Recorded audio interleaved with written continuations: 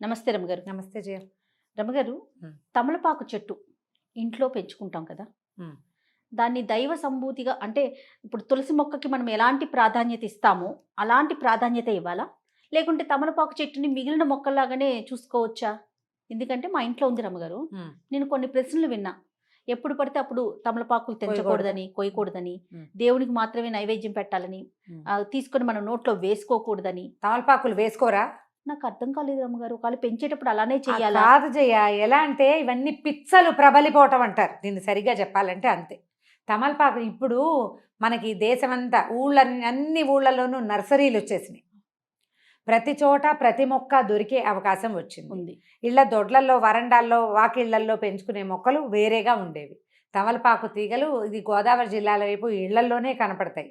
తమలపాకు తీగ అది తీగగా ఉంటుంది కదా, దానికి ఒక పెద్ద చెట్టు ఆసరా ఉంటే చల్లగా ఉండాలి దానికి. అసలు అందరిని మా చిన్నప్పుడైతే మా ఊళ్ళో ఒక్క తమలపాకు చెట్టు లేదు జయ. మా చుట్టుపక్కల ఎక్కడ తమలపాకు మొక్కలు మేము చూడాల. అవి వేరే చోట నుంచి వచ్చేవి. దానికి కొంచెం ప్రత్యేకమైన వాతావరణం కావాలి. అట్లా పొడుగాడు అవిసె మొక్కల పక్కన వీటిని పెట్టేవాళ్ళు. కొబ్బరి చెట్ల దగ్గర పెడితే ఇది పోయి దాన్ని ఆనుకుని తీగలు సాగుతుంది. తమలపాకు దేవుడి చెట్టు అని ఎవరు చెప్పారు? అసలు ఎక్కడి నుంచి పుట్టింది అది? మనం దేవుడి వృక్షాలు, దైవతా సంబంధమైన వృక్షాలు, నక్షత్ర వృక్షాలు ప్రత్యేకంగా ఉన్నాయి మనకి. మనం దేవతా సంబంధమైన వృక్షంగా తులసిని పెట్టుకుంటాం. అవును. ఆ తులసి ప్రత్యేకత ఏంటంటే ఆవిడ విష్ణు మానసంలోంచి పుట్టింది, బృందాదేవి వల్ల పుట్టింది. ఈ పురాణ గాథలన్నీ పక్కకు పెడితే తులసి రాత్రిపూట కూడా కార్బన్ డైఆక్సైడ్ని విడుదల చెయ్యదు. అవును. అందుకని ఇంటి ఆవరణలో ఉంచుకోండి అని చెప్పారు. దాన్ని ఎలా చేశారంటే తులసిని ఆవిడ అమ్మ తల్లి కింద, దాన్ని వాడిపోతే కొంపలో ఏదో అయిపోతుంది, కొంప మునిగిపోతుంది సంగతులండి. ఏమిటేమిటో పొట్టు. మనం ఏంటంటే విషయాల్ని కాంప్లికేటెడ్ చేసేసుకుంటాము. ఏదైనా చిన్న విషయం తెలిస్తే అట్లా అట్లా అట్లా చిలవలు ఎలా అంటే చూడు జయ, 25 ఏళ్ల క్రితం కట్టిన గుడి, కొత్త గుడి, 1500 సంవత్సరాల క్రితం కట్టిన గుడి, పురాతనమైన గుడి. ఈ రోజుకి ఒక 100-150 ఏళ్ళు పోతే మొన్న కట్టిన గుడి, అంటే మన ఇంటి పక్కన జస్ట్ స్థలం బాగుందని ఏర్పాటు చేసినటువంటి గుడి పురాతన దేవాలయం అయిపోతుంది. అంతే కదా. దానికి ఒక స్థల మహాత్యం వచ్చేస్తుంది. అంతే కదా జరిగేది. అవునండి. ఇవి కూడా అంతే. మనకేంటంటే సోషల్ మీడియా వల్ల అక్కర్లేని విషయాలన్నీ ప్రచారం అవుతాయి. ఎంత అవసరమో సోషల్ మీడియా మనకి, నిజంగా అంత అనవసరం. మనం ప్రతి విషయాన్ని చిలవలు పలవలుగా విని విని విని విని ఎవరో ఒకళ్ళు ఏదో ఒకటి చెప్తుంటారు. ఎవరికి తోచింది వాళ్ళు చెప్తారు. మీరు సాధారణంగా ఆలోచించండి. కొన్నేళ్ల క్రితం మనం ఏం చేసేవాళ్ళం? ఏదైనా పండగలప్పుడు, పూజలప్పుడు దేవుడికి తాంబూలం ఇవ్వాలి. తాంబూలం అనేది ఒక సేవ. ఆయనకి, భగవంతుడికి షోడశోపచారాల్లో తాంబూలం ఒక సేవ. తాంబూలం దేవుడికి పెట్టి ఆ తాంబూలం ఇంట్లో ఉన్న వాళ్ళు గృహస్థు వేసుకోవాలనేది నియమం. ఇప్పుడు వేసుకున్నామా లేదా? కదా. అవును కదా. అది కాకుండా నిత్యము తాంబూల సేవనం చేసేవాళ్ళు. ఇప్పుడు మనం మానేసుకున్నాం. అసలు మా వాళ్ళల్లో అయితే ముత్తైదు అంటే రోజు తాంబూలం వేసుకోవాలని నియమం చేయ. మధ్యాహ్న భోజనం అయ్యాక ఖచ్చితంగా ఆడవాళ్ళు తాంబూలం వేసుకోవాలి. ఎందుకో చెప్తాను. దానికి సున్నం రాసి వేసుకుంటే కాల్షియం గెయిన్ అవుతుంది. సున్నం ఒట్టిగా తినగలమా? తినలేకపోతాం. తాంబూలంతో తీసుకోగలుగుతాం. ఆడవాళ్ళకి కాల్షియం అవసరం. ఇదివరకు పురుళ్ళు ఎక్కువ కాదు. అవును. ఇళ్లలో పనులు ఎక్కువ, ఎముకలు అరిగిపోతాయి. మగవాళ్ళకి తాంబూల చర్వణం ఉండేది, ఆడవాళ్ళకి ఉండేది. ఇప్పుడు మనం చూసినట్టు పాన్లు ఎక్కడ పడితే అక్కడ దరిద్రంగా ఉమ్మేస్తారు, చెత్తలు తిని. అవి కాదు, దానికి ఒక ప్రత్యేకమైన పద్ధతి ఉండేది. రసం మింగేసి తమ్మ ఉమ్మేయాలి. ఆకు మింగకూడదు. మింగరు, ఊట మింగుతారు. అది ఉమ్మేయాలి. దానికి ఇళ్లలో, వాకిళ్లలో ఒక పక్కన ఇలా ఎక్కడ పడితే అక్కడ రోడ్ల మీద తిరిగేవాళ్ళు కాదు కదా, నియమాలు ఉండేవి. డెలివరీ అయ్యాక 11వ రోజు నుంచి ఈ బాలింతరాలు ప్రతిరోజు తాంబూలం వేసుకోవాలి. దాంట్లో ప్రవాళ భస్మము, ముక్త భస్మం వేసేవారు. అవునవును, నీకు కూడా తెలుసు కదండి. మరి ఇప్పుడు దేవుడి ఆకైతే తినకూడదు కదా. మనం మైలలో ఉన్నారు, తినకూడదు. 11వ రోజు నుంచి స్టార్ట్ చేస్తారు. ఈ పిచ్చి మాటలు ఎక్కడి నుంచి పుట్టిస్తారో అర్థం కాదు. ఇళ్లలో పెంచుకోకూడదు, గిల్లకూడదు అనేదైతే లేనే లేదు. కాకపోతే అందరి ఇళ్లలో ఈ మొక్కలు రావు. దానికి వాతావరణం బాగుండాలి, అనుకూలంగా ఉండాలి. అది పాకటానికి అనువైన ప్రదేశం కావాలి, కొంత చల్లగా ఉండాలి. పిచ్చి ఎండలు కాస్తుంటే బాగా రావు. ఒక్కో ఇంట్లో ఎలాగో రయ్యమని వచ్చేస్తుంది, మనీ ప్లాంట్ లాగానే. అవునవును అవును. తాంబూలము నీకు ఆకులుంటే ఎవరైనా ముత్తైదు వస్తే మనం తాంబూలం ఇవ్వటం మన విధానం. అవును. మరి గిల్లకూడదంటే ఎట్లా? ఇప్పుడు మన ఇంటికి వచ్చి వెళ్ళేటప్పుడు ఖచ్చితంగా బొట్టు పెట్టి జాకెట్ ముక్క పెట్టి తాంబూలం పెడతాం. ఇస్తాం. ఇంట్లో పెరట్లో ఉంది కదా అని గబుక్కుని తీసుకొని పెట్టాలంటే ఒక ప్రశ్న అన్నమాట. అమ్మ తీయకూడదా? ఇప్పుడు ఆంజనేయ స్వామికి ఆకుపూజ చేస్తామా? చేస్తాము. మరి ఆకుపూజ చేసిన ఆకులు ఇంత మోద తీసుకొచ్చి మన చేతిలో పెడతారు. ఏం చేయమని? పారేమనే కాదు కదా. నిర్మాల్యంగా దాచుకోమనే కాదు. తలా ఒక 4 ఆకులు ఇస్తే కాస్త సున్నం రాసుకుని వేసుకుంటారు.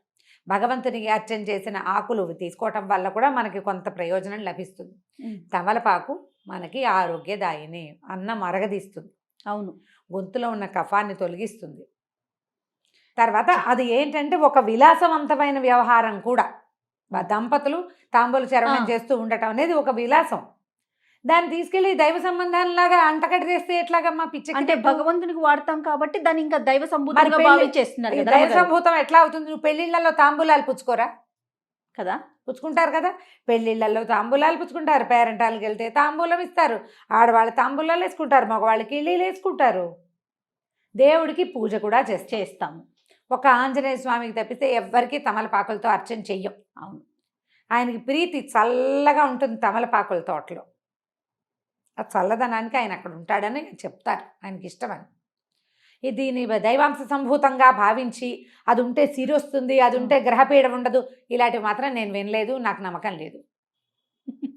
గ్రహపీడలు అవన్నీ కూడా ఆకుల వల్ల వేటి వల్ల పోవు, రావు. మన తాలూకు గ్రహాలు మనం పుట్టిన సమయంలో గ్రహాలు ఎట్లా ఉన్నాయో దాన్ని బట్టి మనం పెరుగుతున్న కొందికి గ్రహాల ఆనుకూల్యతో ప్రతికూలతో పెరుగుతుంది. అవునవును. మనం వాటి నుంచి తప్పించుకోవాలంటే నీ బుద్ధి మారాలి, నీ విధానం మారాలి. మీ ఇంట్లో ఓ చెట్టు ఉంటే మారదు. ఆ చెట్టును నువ్వు సంరక్షిస్తే చెట్టుని సంరక్షించిన ఫలితం లభిస్తుంది నీకు. అంతే. గ్రహాలు మారాలంటే గ్రహానికి సంబంధించింది ఏదైనా చెయ్యాలి. మీరు అన్నట్లు బుద్ధి కదా మార్చుకోవాలి. భగవత్ సేవ చేయి, భాగవత సేవ చేయి, భక్తులను సేవించు, గురువుని సేవించు, దేవాలయాలకు వెళ్ళు, పరిసరాలు శుభ్రంగా ఉంచు, ఇతరులతోటి సౌమనస్యంగా ఉండు. పూర్వజన్మ కర్మల వల్ల వచ్చిన ఇబ్బందుల్ని అధిగమించేందుకు ఈ జన్మలో సరైన విధానం పాటించు. మొక్కలు పెడితే రాదు, అది నీ లోపల ఉండాలి. కానీ ఎంత దాకా ఆలోచిస్తున్నారంటే రమ్మగారు, ఈ మొక్కల్ని కూడా ఎటువైపు పెట్టుకోవాలి, ఏ బాల్కనీలో పెట్టాలి, ఏ వైపు బరువు ఉండాలి, అది నియమం చేయాలి. ఇప్పుడు మనం ఇండిపెండెంట్ ఇళ్లలో పాతకాల పెళ్లిలో తూర్పు వైపున ఈ మొక్కలు ఉండకూడదు అంటే కాదు. అవి వాటి నుంచి వచ్చే గాలి ఏ సమయంలో వస్తే మంచిదో, అది ఏ పక్క నుంచి వస్తే మంచిదో ఆ వాస్తు లెక్కలు వాటిని మనం కాదనిలేం చేయ, చాలా పొరపాటు. అవి నిజం. ఇప్పుడు నువ్వు అపార్ట్మెంట్లో ఉన్నావు, అపార్ట్మెంట్లో రావి చెట్టు పెట్టుకో, రావి చెట్టు వాకిట్లో ఉండాలి. లేదా మన దత్తాత్రేయ స్వామి వారు ఉంటారు, ఔదుంబర వృక్షం.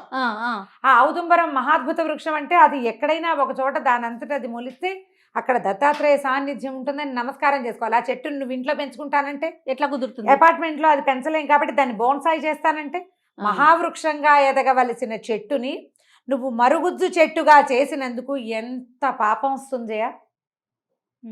ఒక చెట్టు ఎంత గాలినిస్తుంది, ఎన్ని పక్షులకి ఆవాసంగా ఉంటుంది, ఎంత ప్రకృతిని శుద్ధి చేస్తుంది.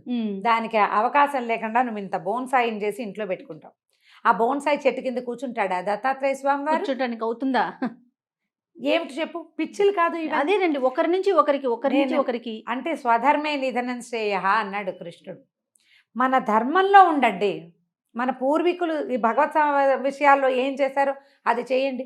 ఎవరెవరో ఏమేమో చేస్తారని అవన్నీ మన నెత్తి మీద ఎందుకు పూసుకుని కాంప్లికేటెడ్ చేసుకుంటాము మనం? అవును. తమలపాకు చెట్టు మీ ఇంట్లో పెంచుకోవాలని సరదాగా ఉంటే లక్షణంగా పెంచుకోండి. దానికి పెరగటానికి అనువైన వాతావరణం, పక్కన ఇంకో పెద్ద చెట్టు ఉంటే ఇది పోయి దాన్ని ఆనుకుని దాని మీద చక్కగా చిలువలు పల్లవలుగా వెళ్ళి చేస్తుంది. 2 ఆకులు తుంపుకోండి, దేవుడికి పొద్దుటిపూట తాంబూలం పెట్టుకోండి. ఆ ఆకులు నిర్మాల్యంతో సహా పారేయకుండా నోట్లో పడేసుకోండి భోజనం తర్వాత. ఎన్నో ఆయుర్వేద ఫలితాలు కూడా చాలా ఆరోగ్య ఫలితాలు ఉంటాయి. జలుబుగా ఉంటే 2 ఆకుల్ని నీళ్ళల్లో వేసి మరిగిచ్చి ఆ నీళ్లు తాగండి. తమలపాకు టీ ఎక్సలెంట్గా ఉంటుంది. చంటి పిల్లలకి కఫం ఉంటే 2 ఆకులు కొంచెం నూనె రాసి పొయ్యి మీద చూపిస్తే మెత్తగా అయిపోతాయి. పిండేసి ఇంత రసం, ఇంతే నేను వేలు చూపిస్తున్నాను, మళ్ళీ పొరపాట్లు చేయకుండా. ఒక పావు చెంచా రసం, ఒక చిటికెడు పంచదార కల్పిస్తే ఫ్లమ్ అంతా బయటకు వచ్చేస్తుంది.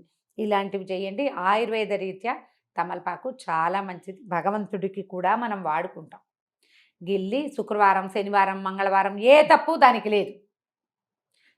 లేదు. హాయిగా వాడుకోండి. అనవసరంగా ఏవేవో చదివి ఎవరెవరు చెప్పిన మాటలకో లోబడి జీవితాన్ని కాంప్లికేటెడ్గా చేసుకోకండి. మనకున్న కాంప్లికేషన్స్ చాలా చాలు ఎక్కువ. కదా. ఈ అక్కర్లేని పిచ్చాచారాలు ఎందుకు? అన్ని ప్రశ్నలే. ఓకే రమ్య గారు, నమస్తే. నమస్తే చెయ్యి.